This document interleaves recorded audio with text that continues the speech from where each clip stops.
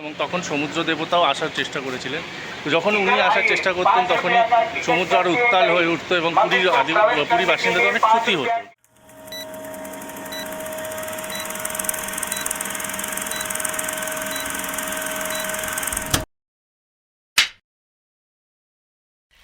Morning everyone, চলে এলাম আমার একটা ছোট্ট ভিডিও নিয়ে।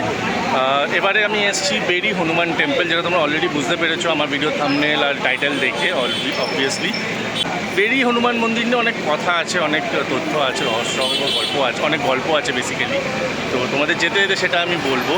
তার আগে সবাইকে আবার একবার স্বাগত জানাই আমার ছোট্ট ইউটিউব চ্যানেল দেবজি আনস্ক্রিপ্টেডে। ভিডিওটা শেষ অবধি দেখো, যদি ভালো লাগে অবশ্যই একটা লাইক শেয়ার কমেন্ট করো, এবং যারা যারা এখন অব্দি ফলো করোনি চ্যানেলটাকে সাবস্ক্রাইব করে নিও। চলো বেশি কথা না বলে ভেতরে যাওয়া যায়। বেরি হনুমানের গল্পটা একটু ছোট্ট করে বলে রাখি, যতটুকু আমি জানি, আমি শুনেছি। সেটা হচ্ছে যখন জগন্নাথকে এখানে প্রতিষ্ঠা করা হয় তখন সমস্ত দেবতা দেবীরা তারা এসেছিল জগন্নাথের দর্শন করার জন্য, এবং তখন সমুদ্র দেবতাও আসার চেষ্টা করেছিলেন। তো যখন উনি আসার চেষ্টা করতেন তখনই সমুদ্র আরও উত্তাল হয়ে উঠতো এবং পুরী বাসিন্দাদের অনেক ক্ষতি হতো, ঠিক আছে? তো সেই জন্য সবাই খুব চিন্তিত হয়ে পড়তো যে কী হবে। তো তখন ভগবান জগন্নাথ বেরিয়ে এসে কী করলেন, তখন তার পরম ভক্ত হনুমানকে এখানে ডাকলেন, বললেন যে তুমি এখানে রক্ষা থাকবে, সমুদ্র দেবতা যাতে ভেতরে ঢুকতে না পারে। আটকানোর জন্য হনুমানকে ওখানে রাখা হয়েছিল, দাঁড় করানো হয়েছিল। তো কিন্তু হনুমান তো স্বাভাবিক ভেতরে যাওয়ার চেষ্টা করতোই না কখনো। কিন্তু তখন সমুদ্র দেবতা কী বললো যে তুমি কেমন ভক্ত, সবাই ভেতরে যাচ্ছে তুমি যাচ্ছ না, তুমি তাহলে কেমন ভক্ত? তখন হনুমান ভেতরে যাওয়ার চেষ্টা ভেতরে যাওয়ার চেষ্টা করলো, তখনই তার পেছন সমুদ্র দেবতাও ভেতরে যাওয়ার চেষ্টা করলো, এবং তখন আবার সেই সমুদ্র প্রলয় শুরু হলো।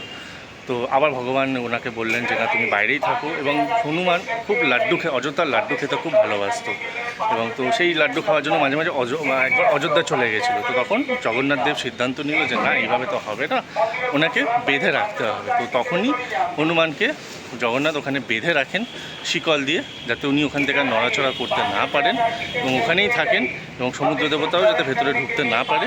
তো সেই জন্য এই বেরি হনুমান মন্দিরের প্রতিষ্ঠা হয় এবং বেরি হনুমানকে এখানে প্রতিষ্ঠা করা হয়।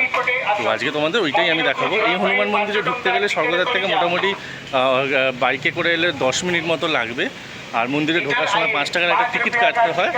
চলো বাকিটা তোমাদের ভেতরে গিয়ে দেখা। তো টিকিট নিয়ে নিয়েছি, চলো এবার তোমাদের ভেতরে দর্শনটা করাই।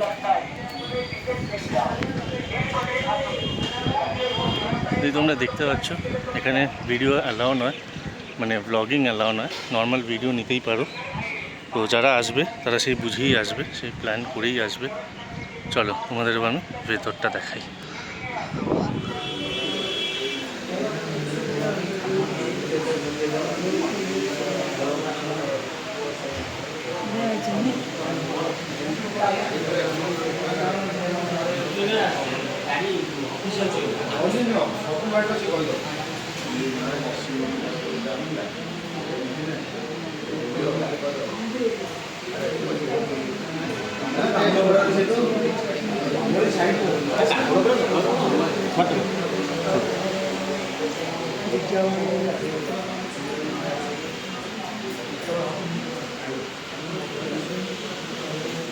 তোমাদের ভেতরটা দেখালাম, দেখলে কেমন লাগলো অবশ্যই জানিও কমেন্ট বক্সে। আর ভালো লাগলে ভিডিওটাকে অবশ্যই একটু শেয়ার করে দিও, কমেন্ট করো, লাইক করো।